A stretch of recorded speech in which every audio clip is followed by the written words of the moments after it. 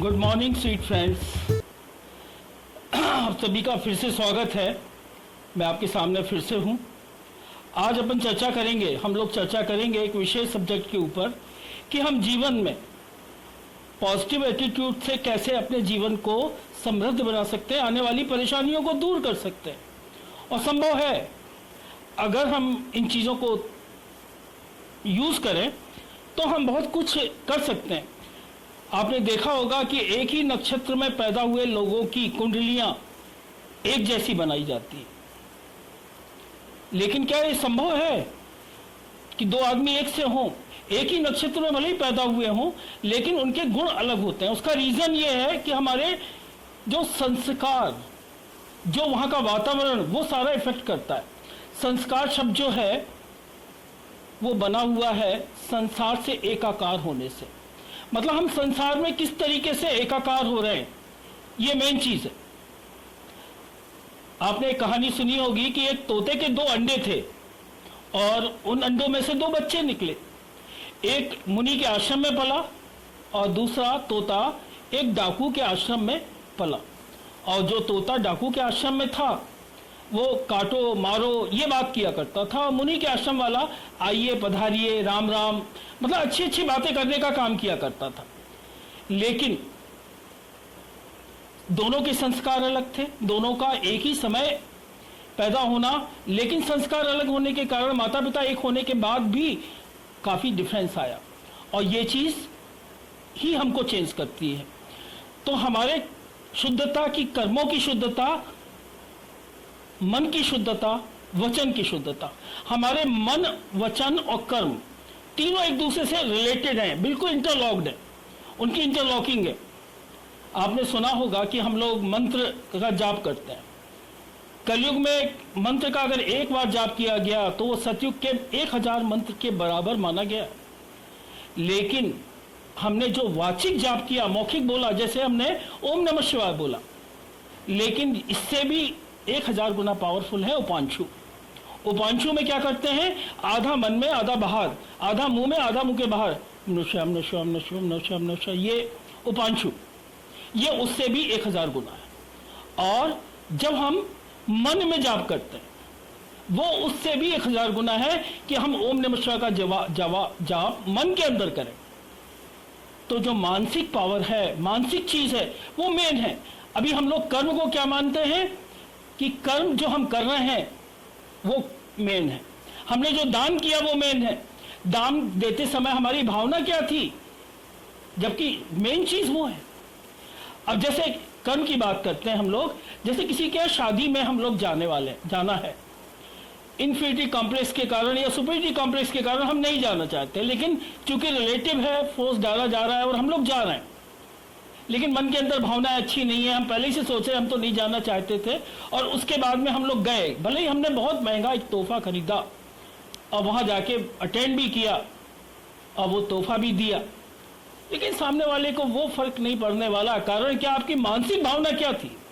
कई लोग क्या करते हैं, माता पिता घर में हैं, डाइनिंग रूम में बड़े सजा के रखे हुए हैं, कोई आता, देखिए हम माता पिता बहुत अच्छे, लेकिन खाना खाते समय 10 बातें सुना के उनके साथ दुर्व्यवहार किया जा रहा है, तो आपका ये माता पिता को रखने का कर्म काम नहीं करने वाला, क्योंकि आपने उसके अंदर जो भावना डाल दी, जो आपने एनर्जी डाली, जो आपने वाइब्रेशंस दिए, वो खाना पचने वाला है क्या?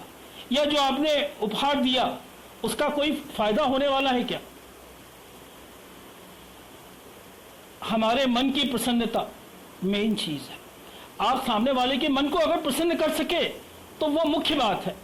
मन की शुद्धता मेन चीज है।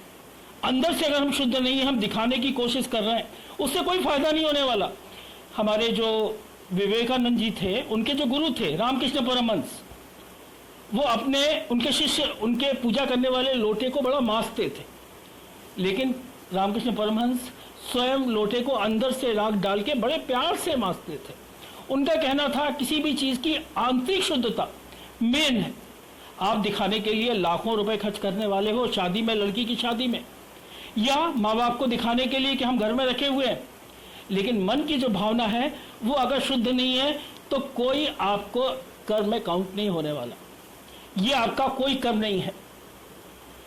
अभी क्या होता है, दो लोगों की शादी हुई, पति पत्नी दोनों आए, दोनों अलग अलग घर से आए, दोनों के अलग अलग संस्कार हैं, और हम क्या चाहते हैं, पति पत्नी के संस्कार को चेंज करना चाहता है और पत्नी पति के संस्कार को चेंज करना चाहता है।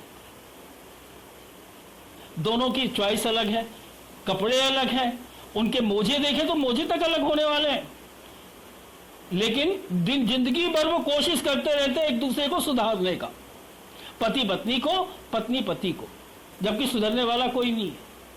मेन चीज ये है कि आपको अपने को इंप्रूव करना है, अपने को सुधारना है, और कुछ दिन बाद आपके यहाँ एक नया बच्चा आता है और दोनों प्लान बनाते हैं कि हम इसके लिए ये करने वाले हैं, हम ऐसा करेंगे, डॉक्टर बनाएंगे, इसको फॉरेन भेजेंगे या इसके लिए ये काम करने वाले हैं। वो सीडी ब्लैंक नहीं है, वो जो बच्चा आया हुआ है वो भी जब आत्मा है, जब खत्म हुआ होगा तो उसके दिमाग में जो लास्ट चीज रही होगी वो भी वो अपने साथ संस्कार लेके आने वाला था और लेके आया, और हम लोग उसको अपने हिसाब से ढालने की कोशिश करते हैं। आपने देखा होगा बड़े बड़े ऋषि मुनि के यहाँ बड़े बड़े राक्षस पैदा होते हैं, जैसे रावण, इनके पिताजी भी ऋषि थे, ऋषि मुनि थे, लेकिन रावण राक्षस का बुरा रूप था। तो संस्कारों के ऊपर मेन चीज आती है, कुछ तो हम लेके आते हैं अगले जन्म के लिए, और कुछ है जो संस्कार इस समय हम लोग पैदा करते हैं और अपने को स्वयं को गढ़ने का जो काम करते हैं। मेन चीज तो यह है कि जैसा आप बोगे वैसा ही आपको मिलने वाला है। अगर आपने विचारों में शुद्धता नहीं लाई, आपके अंदर शुद्धता नहीं लाई, लेकिन हम दूसरों में शुद्धता लाने की कोशिश करेंगे तो उससे कुछ होने वाला नहीं है। आप क्या करते हैं, हम लोग, बच्चा बाहर गया हुआ है, हम लोग कहीं ठोकर ना लग जाए, कहीं एक्सीडेंट ना हो जाए, अरे आप जो कल्पना कर रहे हो, यू आर द क्रिएटर, आप क्रिएट कर रहे हो उसके सामने गंदी गंदी चीजों को, क्योंकि आप कल्पना अच्छी नहीं कर रहे हो, आप गंदी कल्पना कर रहे हो। पति पत्नियों के बारे में भी बताना चाहूंगा मैं। आजकल क्या हो रहा है कि पति अलग नौकरी कर रहा है, पत्नी अलग नौकरी कर रही है।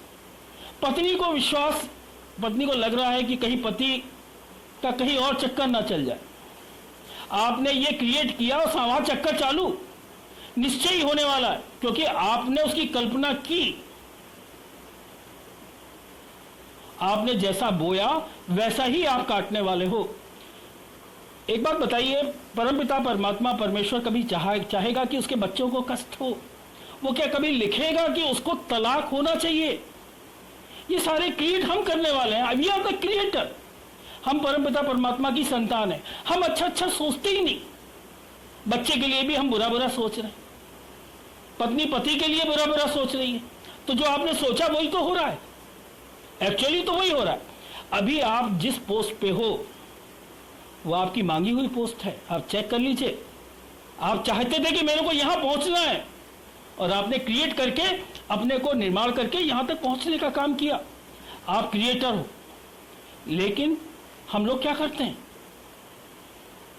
हम लोग गलत गलत बात सोचते हैं, अच्छी बात नहीं सोचते। अब प्रॉब्लम तो क्रिएट हो चुकी। मान लीजिए कोई आदमी बाहर रह रहा है, उसका कहीं गलत संबंध हो गया, आपको मालूम पड़ गया। अब आप क्या कर रहे हो, आप उसको 10 जगह गा रहे हो। एक तो खुद भी मन से नेगेटिव एनर्जी डाल रहे हो बात करके, वो ऐसा कर रहा है वैसा कर रहा है। अब दिमाग में गंदा गंदा सोच के एक गलत एनर्जी का एक भंडार तैयार कर रहे हो। खुद तो कर ही रहे हो, अपने साथियों को भी सुना रहे हो कि वो ऐसा कर रहा है, मेरे को प्रॉब्लम का हल बताओ। तो उसने भी अपनी एनर्जी उसमें डाली, अरे वो तो गंदा है, वो तो ऐसा है। तो उसने भी आपके साथ अपनी एनर्जी का पुंड डालने का काम किया। जब इतनी एनर्जी हो गई, उसने भी 2-4 लोगों को सुनाया, तो निगेटिव एनर्जी का भंडार जब इकट्ठा हो गया, तो आप बताइए जहां कहीं भी वो बंदा है, वो उस प्रॉब्लम को सॉल्व करने का काम करेगा? बल्कि वो निगेटिव एनर्जी को अट्रैक्ट करके वो वही काम करेगा जो आपने सोचा, जो गंदा गंदा आप सोच रहे हो ना। एक्चुअली क्या होता है, हम गंदी निगेटिव बॉल, ब्लैक बॉल मान लीजिए आप उसको, अगर ब्लैक बॉल हम सामने वाले को फेंकी, सामने वाले को किसी ने गाली दी, अगर उसने उस गाली का जवाब दिया, ब्लैक बॉल आई, एनर्जी की ब्लैक बॉल आई और उसने उसको एक्सेप्ट कर लिया, तो क्या करेगा, एक्सेप्ट करके उसके अंदर अपनी एनर्जी और डाल के उसको डबल थ्रो करके सामने वाले के पास वापस करेगा। मतलब गाली के बदले में गाली या डंडा लेके खड़ा हो जाएगा। आपको करना क्या है, निगेटिव एनर्जी आई, ब्लैक बॉल आई, आप उसको व्हाइट बॉल में कन्वर्ट करके भेजिए। उसके लिए बेस्ट सोचिए, उसके लिए अच्छी अच्छी भावनाएं क्रिएट करिए कि कारण रहा होगा, किसी कारण से कोई बात होगी, आप सोचिए। हम लोग क्या करते हैं, दूसरों के जज बनते हैं और अपनी गलतियों के वकील बनते हैं। हम अपनी गलतियों को कभी ढूंढने का काम नहीं करते। हम सामने वाले की, हमको ठोकर भी लग गई, मालूम पड़ा ठोकर लगी, ये टेबल रखी हुई थी, टेबल से हमको ठोकर लगी, किसने टेबल रखी, बाद में मालूम पड़ा हम ही ने रखी थी। अगर हम अभी भी नहीं हटाने वाले तो ठोकर हमको दोबारा लगने वाली है। तो हमें करना क्या है, हमें हमेशा आने वाली निगेटिव बॉल जो आ रही है, गलत पॉजिटिव, उसको पॉजिटिव में कन्वर्ट करना है। हमको गलत करने वाले के प्रति भी अच्छी अच्छी भावनाएं प्रस्तुत करना है। आप अगर हम लोग ये करने लगे, आने वाले बच्चे को भी हम अच्छे संस्कार दे सके, पॉजिटिव सिखा सके, उसके लिए आवश्यक यह है कि हमको खुद भी अपने जीवन में पॉजिटिव बनना पड़ेगा। हर गलत चीज के अंदर पॉजिटिव देखना है। अगर कोई गलत कर भी रहा है तो उसके लिए एक बात, दो प्रकार से हमको गलतियां मिलती हैं। हमने कोई गलत किया होगा जिसका हमको फल मिलने वाला है, मिल रहा है, ये सामने वाला गाली दे रहा है, ये भी हम सोच सकते हैं।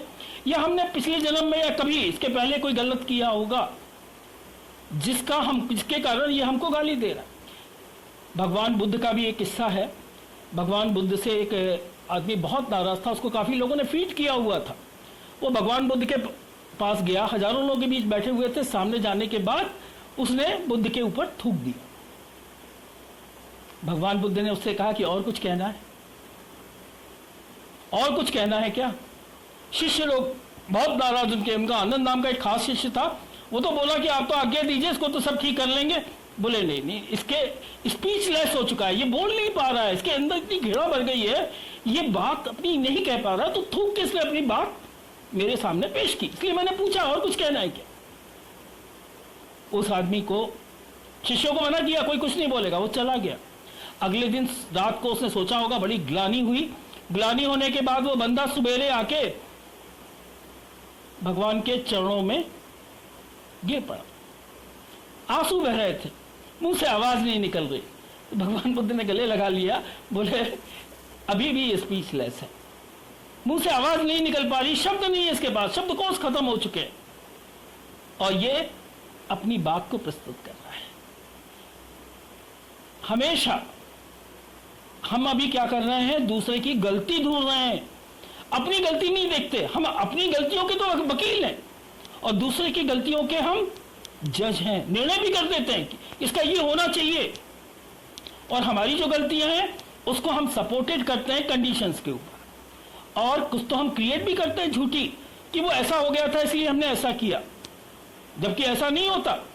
झूठ हम बता भी देते हैं और उसको इतनी बार रिपीट करते हैं कि कुछ समय बाद हम भूल जाते हैं कि वो गलती थी, वो झूठा था, हम उसको भी परफेक्ट बोलते हैं कि नहीं हम तो सही थे।